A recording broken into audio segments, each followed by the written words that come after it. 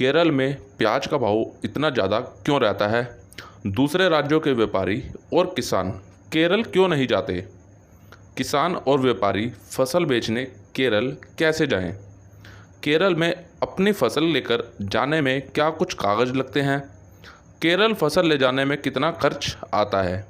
नमस्कार किसान भाइयों, स्वागत है आप सभी के अपने यूट्यूब चैनल मंडी भाव अपडेट में।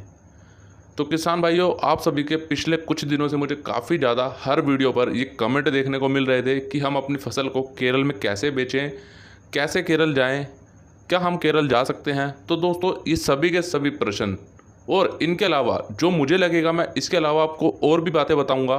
तो आइए वीडियो को शुरू करते हैं। अगर आप लोगों ने अभी तक चैनल को सब्सक्राइब नहीं किया तो सब्सक्राइब जरूर करें, साथ में घंटी का निशान होगा उसको ज़रूर दबा लें। तो किसान भाइयों, यहाँ पर मैं आपको इन प्रश्न को बताने से पहले थोड़ा सा केरल के बारे में बता देता हूँ, तभी आपको ये सारी बातें समझ में आएंगी। जैसा कि आप सभी को स्क्रीन पर दिख रहा होगा, ये जो आपको एरिया दिख रहा है ना दोस्तों, ये सारा का सारा एरिया, ये पूरा का पूरा एरिया जो है वो है केरल का। ठीक है, केरल में जो भी ज़िले आते हैं या फिर जो भी मंडी आती है उन सभी के यहाँ पर नाम है। अब बढ़ते हैं आगे।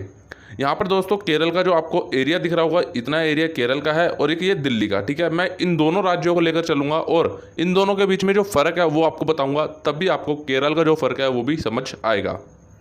अब बढ़ते हैं आगे। यहाँ पर मैंने लिखा है, यह भारत में 13वां सबसे अधिक आबादी वाला राज्य है। केरल की कुल जनसंख्या घनत्व 860 प्रति वर्ग किलोमीटर है। केरल भारत की लगभग 3% आबादी का घर है। तो इसको एक सरल भाषा में आप समझिए कि 1 किलोमीटर के दायरे में केरल के अंदर 860 जनसंख्या वहाँ पर इस समय पर अभी स्थित है। ठीक है, वहीं नीचे लिखा है दिल्ली जनसंख्या घनत्व 20,412 प्रति वर्ग किलोमीटर है। तो इसका मतलब ये हुआ कि 1 किलोमीटर के अंदर दिल्ली में 20,412 लोग अभी स्थित हैं। ठीक है, तो एक ये आंकड़ा मैंने आपको थोड़ा सा दिया। अभी मैं आपको एक एक चीज़ समझाऊंगा एकदम सरल भाषा में, क्योंकि देखिए जब हम कोई चीज़ देख रहे हैं तो एकदम सरल भाषा में ही सीखेंगे तो बहुत अच्छा रहेगा, ताकि आपको सारी चीज़ें समझ आए। अब आगे आप सभी के सामने लिखा है एमपी यानी कि मध्य प्रदेश से केरल की दूरी लगभग 1900 से 2000 किलोमीटर के आसपास है। ठीक है, तो आप सभी को मैं यहाँ पर बता दूं, जो मध्य प्रदेश से केरल की जो दूरी है वो है लगभग, मैंने बताया है कि 1900 से 2000 के बीच के आसपास यहाँ पर दूरी है। और जो खर्च है वो प्रति किलो 5 से 6 रुपये तक रहता है। केरल में कोई भी प्याज की बड़ी मंडी नहीं है। ज़्यादातर वहाँ एक मंडी की खपत प्रतिदिन लगभग 3 से 4 टन ही रहती है। अब आगे बढ़ते हैं थोड़ा सा। अभी केरल में जिस भी मंडी में 12 से 15 टन से ज़्यादा प्याज जाता है, वहाँ प्याज का भाव 15 रुपये किलो तक ही देखने को मिल रहा है। केरल के व्यापारी महाराष्ट्र के निकली सिटी, सतारा, गोवा और कर्नाटक से प्याज खरीदकर केरल की छोटी छोटी मंडियों में प्याज ले जाते हैं। तो देखिए, ये जो मैंने अभी आपको जानकारी दी, ये मेरा जानकारी देने का मकसद इतना सा है कि आपको पहले जो बेसिक चीज़ें हैं वो पता होनी चाहिए।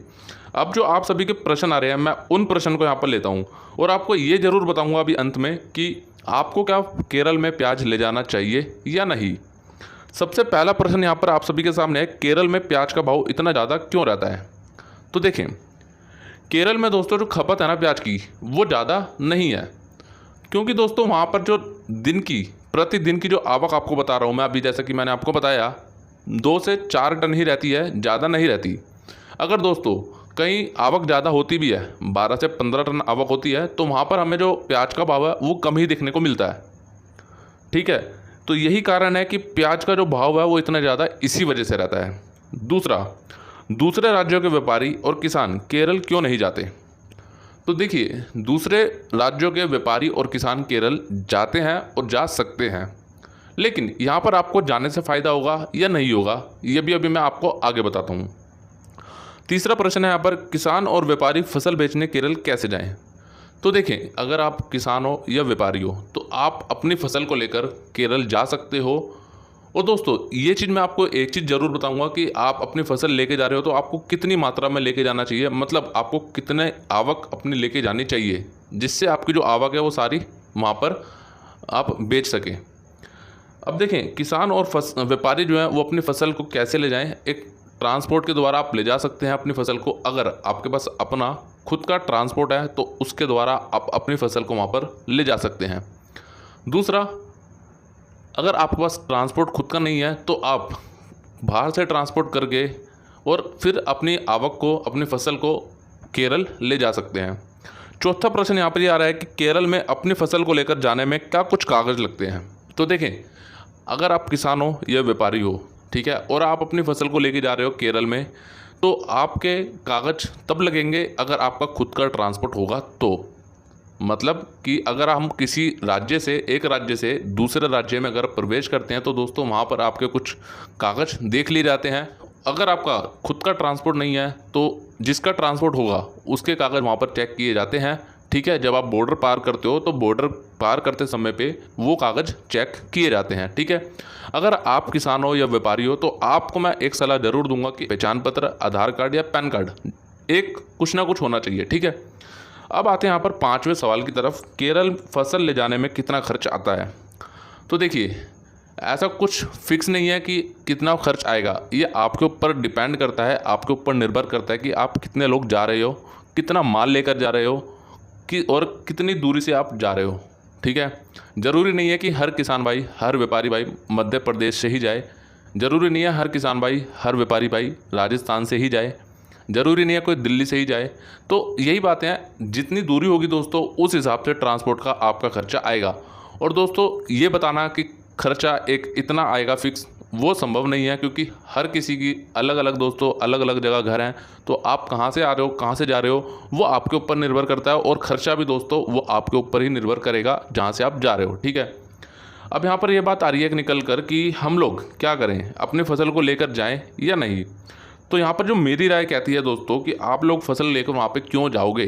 पहला बड़ा प्रश्न, जब आपके राज्य में, आपके आसपास जो मंडी है वहाँ पर 10 से 12 रुपये प्याज बिक रहा है, ठीक है, और चलो नहीं भी बिक रहा, मान लेते हैं नहीं बिक रहा, और केरल में मान लेते हैं हम 60 रुपये बिक रहा है या 50 रुपये बिक रहा है। तो अगर आप लोग अपनी आवक वहाँ लेके चले जाओगे तो क्या आपको लगता है वो लोग आपकी जो आवक है वो ले लेंगे। मैंने अभी आपको वीडियो के अंदर बताया कि वहाँ पर कोई भी केरल में बड़ी मंडी नहीं है, अभी बताया आपको। तो दोस्तों वहाँ पर जो छोटी छोटी मंडियाँ हैं दोस्तों, उसमें आप खुद आइडिया लगाएं, एक खुद सोचें बैठ के कि वहाँ पर जब 2 से 3 टन की खपत हो रही है, 2 से 4 टन की खपत हो रही है, तो आपकी आवक कितना ले लेंगे। आप एक बारी में कम से कम 10 टन ले जाओगे, 20 टन ले जाओगे, 50 टन ले जाओगे, 100 टन ले जाओगे। तो दोस्तों उनकी जो 10 टन की आवक है ना, वो उनकी 10 दिन या 5 दिन आराम से चलता है, ठीक है। तो वहाँ पर आवक काफ़ी कम है दोस्तों।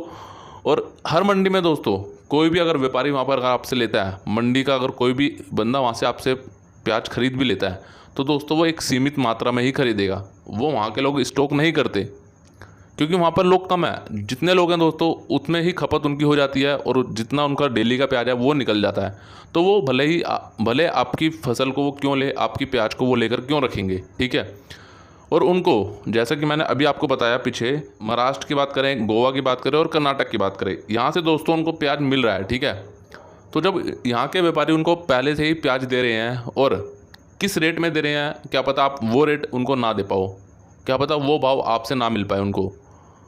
तो दोस्तों वो लोग आपसे प्याज क्यों लेंगे। अगर मैं मान लेता हूँ कि आपकी बात, चलो आपने प्याज दे भी दिया दोस्तों, आप कितना दे दोगे वहाँ पर जाके। अब आप मुझे एक बात बताओ, अगर आप मध्य प्रदेश में रहते हो और मध्य प्रदेश से आप केरल प्याज बेचने जा रहे हो, वो भी 5 टन, सिर्फ 5 टन, ठीक है।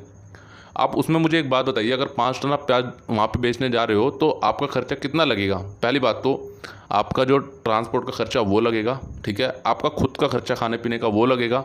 और तीसरी बात दोस्तों, आप मध्य प्रदेश से अगर केरल में जाओगे तो आपको कोई ऐसा बंदा वहाँ पे लेना पड़ेगा या आपको ढूंढना पड़ेगा जो वहाँ की लोकल लैंग्वेज यानी कि केरल की लैंग्वेज को समझता हो और हिंदी भी समझता हो, ताकि वो आप दोनों के बीच में जो बात होगी वो करवा सके। क्योंकि आप जाओगे तो आप अपनी हिंदी बोलोगे, लेकिन जो सामने वाला बंदा है जिसके साथ आप डील करोगे, जिसको आप अपना प्याज बेचोगे, वो केरल से है, तो वो आपकी हिंदी समझेगा या नहीं समझेगा, या आप उसकी केरल की भाषा समझोगे, लोकल भाषा समझोगे या नहीं समझोगे। तो दोस्तों खर्चा एक नहीं है। अगर आपको प्याज का भाव केरल में 20 मिलता है या 30 मिलता है, तो दोस्तों कहीं ना कहीं आपको सब कुछ खर्चा करने के बाद जो प्याज का भाव मिलेगा ना, अंत में वो 10 से 12 रुपये ही मिलेगा, मेरा यकीन मानिए आप लोग, ठीक है। तो और जब आप केरल जाओगे तो आप अकेले तो नहीं जाओगे, ये तो आपको भी पता है, आपके साथ कोई ना कोई तो ज़रूर जाएगा। तो आप इस बात को समझिए, अगर आप केरल में प्याज लेके जा रहे हो तो आपको कोई भी ज़्यादा फ़ायदा नहीं है दोस्तों, कोई फ़ायदा नहीं है, क्योंकि वहाँ पर ऑलरेडी पहले से ही दोस्तों जो व्यापारी लोग हैं वो पहले से ही वहाँ पर प्याज भेज रहे हैं महाराष्ट्र, गोवा, कर्नाटक से, ठीक है। तो वो लोग आपका प्याज इतनी जल्दी नहीं लेंगे, और ले भी लेंगे दोस्तों, मैं मना नहीं करता कि नहीं लेंगे, ले भी लेंगे तो कितना ले लेंगे, 5 टन 10 टन, बस इससे ज़्यादा नहीं लेंगे वो लोग, क्योंकि उनकी इतनी खपत ही नहीं है। तो इसलिए दोस्तों यही कुछ मुख्य कारण है जिस वजह से प्याज में अधिक भाव रहता है, और भाव भी तब रहेगा दोस्तों जब 12-15 टन से नीचे आवक रहेगी तब।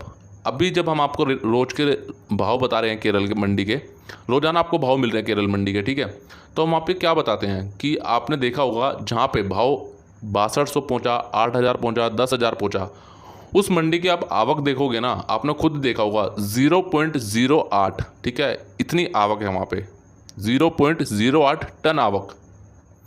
तो आप खुद सोचिए, जब इतनी कम आवक वहाँ पर अगर आप बेचने जाते हो तो आपको फ़ायदा होगा। एक खुद ही बैठ के थोड़ा सा विचार करें इस पर, और आप मुझे बताएं कमेंट करके कि हाँ, अगर आप 2 टन 3 टन प्याज बेचने केरल जा रहे हो, मध्य प्रदेश से, राजस्थान से, दिल्ली से, गुजरात से, या कहीं से भी, तो क्या आपको फ़ायदा होगा, ये चीज़ मुझे बताना। क्योंकि दोस्तों वहाँ पे 10 तरीके के अलग अलग खर्चे भी हैं जो आपको करने हैं। जब उन खर्चों को मिला लोगे ना आप, तो कहीं ना कहीं आपको 60 रुपये जो भाव मिल रहा है ना प्याज का, वो दोस्तों कहीं ना कहीं घूम कर आके 10 से 12 रुपये पे ही होगा। क्योंकि हम कहीं पर भी किसी और राज्य में अगर घूमने जाते हैं तो आप सभी को भी ये बात पता है कि कहीं ना कहीं दोस्तों उस राज्य में जो खर्चे होते हैं वो अधिक होते हैं। अपने राज्य में जहाँ एक थाली हमें 20 रुपये में पेट भर के खाना मिल जाता है, वही हम दूसरे राज्य में खाने लेंगे तो दोस्तों कहीं ना कहीं हमें 100 रुपये से कम में नहीं मिलेगा। तो वही मैं आपको समझाने की कोशिश कर रहा हूँ यहाँ पे कि आप लोग वहाँ जाके क्यों बेचोगे प्याज, क्यों अपना टाइम इतना बर्बाद करें। जो आसपास मंडियाँ है, क्यों ना वहाँ पर हम समझदारी से काम लें, अपने विवेक से निर्णय लें और अपने प्याज को यहीं कहीं बेचें। क्योंकि दोस्तों कहीं ना कहीं अगर आप वहाँ जाके बेचोगे ना तो आपको भाव वही पड़ेगा घुमा फिरा के, ठीक है। तो मैं ज़्यादा लंबी नहीं करूँगा वीडियो को, मैं यहीं समाप्त करता हूँ वीडियो को। अगर इसके बाद भी आपके कोई प्रश्न है मुझे कमेंट करना, ठीक है। मुझे लगेगा कि हाँ ये प्रश्न वाकई में ही सही प्रश्न पूछा जा रहा है मेरे से, तो मैं उसके ऊपर एक वीडियो और बना दूंगा। बाकी ये वीडियो आप लोगों को कितना हेल्पफुल रहा दोस्तों मुझे कमेंट बॉक्स में ज़रूर बताएं, और ज़्यादा से ज़्यादा लोग कमेंट करें, ठीक है। सभी से निवेदन है कि कमेंट ज़्यादा से ज़्यादा करें, क्योंकि आप लोगों के कहने पर दोस्तों मैंने पूरा वीडियो बनाया और बहुत ही दिन लग गए मुझे इसको बनाने में, कम से कम दोस्तों 2 हफ्ते लग चुके हैं। जानकारी इकट्ठी करी और चीज़ें पता करी कि कैसे क्या होता है वहाँ पर, उसके बाद दोस्तों आपको मैंने ये वीडियो बनाकर दिया। तो दोस्तों इस जानकारी, जो भी आपको ये जानकारी दी गई है, तो इसको पूरा सफल बनाएं दोस्तों। वीडियो को अधिक मात्रा में शेयर करें, अधिक मात्रा में कमेंट करें और अधिक मात्रा में लाइक बरसा दें। फेसबुक पेज को आज जाके लाइक कर लें, लिंक आपको नीचे डिस्क्रिप्शन में मिल जाएगा, या फेसबुक पे आप सर्च करोगे तो आपको आ जाएगा आपके सामने, और इसको लाइक ज़रूर करें दोस्तों, क्योंकि हो सकता है कि अगला वीडियो केरल का मैं फेसबुक पेज के ऊपर ही अपलोड करूं, यूट्यूब पे ना करूं, ठीक है। तो आज की इस वीडियो में इतना ही रखते हैं। बाकी आपको व्हाट्सएप में जुड़ना है, टेलीग्राम में जुड़ना है, सभी के लिंक मैंने नीचे इसी वीडियो के डिस्क्रिप्शन में दे दिया है, जाके आज ही जुड़ जाएं दोस्तों। और अधिक मात्रा में जो भी मंडी भाव अपडेट से रिलेटेड जो भी आपको वीडियो मिलता है, ग्रुप मिलते हैं, अधिक से अधिक मात्रा में शेयर करें, ताकि दोस्तों ऐसे ही प्यार और सपोर्ट आप लोग बनाए रखें। बाकी मिलते हैं आपसे अगली वीडियो में। जय जवान जय किसान।